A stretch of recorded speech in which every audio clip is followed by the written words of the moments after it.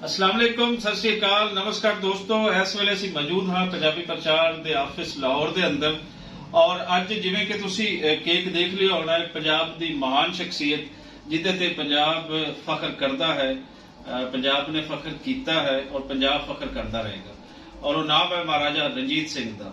ਇਸ ਧਰਤੀ ਦਾ ਜਨਮ ਪਲ ਗੁਜਰਾਂਵਾਲਾ ਦੇ ਵਿੱਚ ਜਨਮਦੇ 1780 ਦੇ ਵਿੱਚ ਔਰ 18 ਸਾਲ ਦੀ ਉਮਰ ਦੇ ਵਿੱਚ ਲਾਹੌਰ ਦਰਬਾਰ ਸੰਭਾਲਦੇ। ਲਾਹੌਰ ਦਰਬਾਰ ਨਾ ਸਿਰਫ ਸੰਭਾਲਿਆ, ਕੱਲਾ ਲਾਹੌਰ ਨਹੀਂ ਸੰਭਾਲਿਆ, ਪੰਜਾਬ ਦਾ ਮੌਜੂਦਾ ਨਕਸ਼ਾ ਉਹ ਚਾਹੇ ਚੜ੍ਹਦੇ ਦਾ ਹੋਵੇ, ਲਹਿੰਦੇ ਦਾ ਹੋਵੇ ਜਾਂ ਕਿ ਖੁੱਸਿਆ ਪੰਜਾਬ ਜਿਹੜਾ ਹੋਰ ਰਿਆਸਤਾਂ ਦੇ ਅੰਦਰ ਚਲਾ ਗਿਆ, ਹੋਰ ਸੂਬੇ ਦੇ ਅੰਦਰ ਚਲਾ ਗਿਆ, ਇਸ ਨੂੰ ਇੱਕ ਵੱਡੀ ਸਟੇਟ ਬਣਾਉਣ ਵਾਲਾ, ਇੱਕ ਪਾਵਰਫੁਲ ਸਟੇਟ ਬਣਾਉਣ ਵਾਲਾ ਉਹ ਸ਼ਖਸ ਸੀ ਮਹਾਰਾਜਾ ਰਣਜੀਤ ਸਿੰਘ, ਜਿਨੇ ਨਾ ਸਿਰਫ ਧੱਕਾ ਲਾਇਆ, ਗੋਰੇ ਨੂੰ ਇੱਕ ਸਾਈਡ ਤੇ ਰੋਕ ਕੇ ਰੱਖਿਆ। ਔਰ ਜਿਹੜੇ ਲੋਕ ਇਹ ਆਖਦੇ ਹਨ ਕਿ ਪੰਜਾਬੀ ਰੈਜ਼ਿਸਟੈਂਸ ਨਹੀਂ ਕਰਦਾ, ਪੰਜਾਬੀ ਮੁਜ਼ਾਹਮਤ ਨਹੀਂ ਕਰਦਾ, ਸ਼ਾਇਦ ਉਹ ਭੁੱਲ ਜਾਂਦਾ ਹੈ, ਮਹਾਰਾਜਾ ਰਣਜੀਤ ਸਿੰਘ ਦਾ ਦੌਰ ਭੁੱਲ ਜਾਂਦਾ ਕਿ ਗੋਰੇ ਨੇ ਸਭ ਤੋਂ ਬਾਅਦ ਦੇ ਵਿੱਚ ਜਿਹੜਾ ਇਲਾਕਾ ਫਤਿਹ ਕੀਤਾ ਸੀ ਉਹ ਪੰਜਾਬ ਸੀ। ਔਰ ਮਹਾਰਾਜਾ ਦਾ ਦੌਰ 39 ਸਾਲ ਦਾ ਦੌਰ ਹੈ, 10 ਸਾਲ ਉਹਨਾਂ ਦੇ ਬੱਚਿਆਂ ਦਾ ਦੌਰ ਹੈ।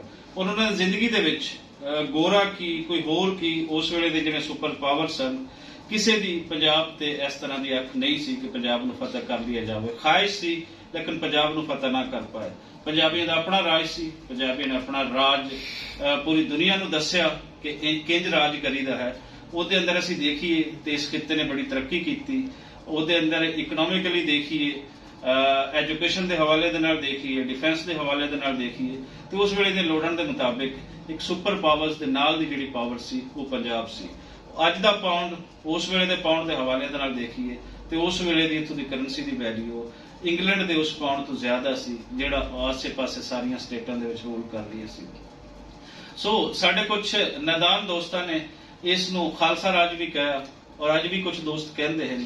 ਇਹ ਬੜੀ ਹੀ ਇੱਕ ਅਜੀਬ ਗੱਲ ਹੈ ਕਿ ਅਗਰ ਮੁਗਲਾਂ ਦਾ ਦੌਰ ਅਸੀਂ ਕਹੀਏ ਕਿ ਇਹ ਇਸਲਾਮੀ ਰਾਜ ਸੀ ਤੇ ਆਸੇ ਤੋਂ ਸਿਵਾ ਹੋਰ ਕੁਝ ਨਹੀਂ ਹੈ।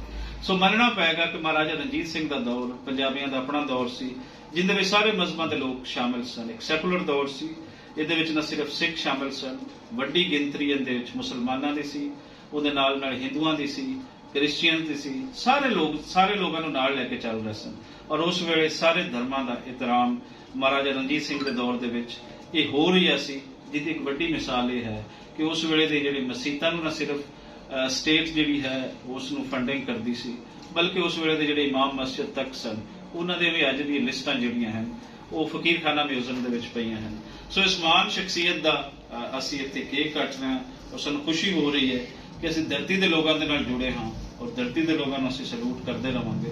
ਸੋ ਆਓ ਜੀ ਕੇਕ ਕੱਟਦੇ ਹਾਂ ਮਹਾਰਾਜਾ ਰਣਜੀਤ ਸਿੰਘ ਦੇ ਦੌਰ। ਇਹ ਵੀ ਚੀਜ਼ ਰਿਕਾਰਡ ਚ ਰਹਿਣੀ ਚਾਹੀਦੀ ਹੈ ਕਿ ਉਹਦਾ ਵਜ਼ੀਰ ਆਜ਼ਮ ਫਕੀਰ ਅਜ਼ੀਜ਼ੁਦੀਨ ਸੀ, ਮੁਸਲਮਾਨ ਸੀ।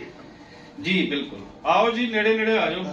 तारिक साहब आओ प्लीज, नवीन साहब, राणा साहब सारे थोड़ा थोड़ा हाथ लाओ, थोड़ा हाथ लाओ। हाँ हाँ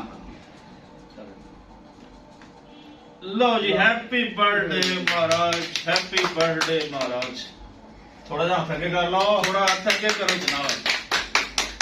जिवें महाराजा रंजीत सिंह, महाराजा रंजीत सिंह।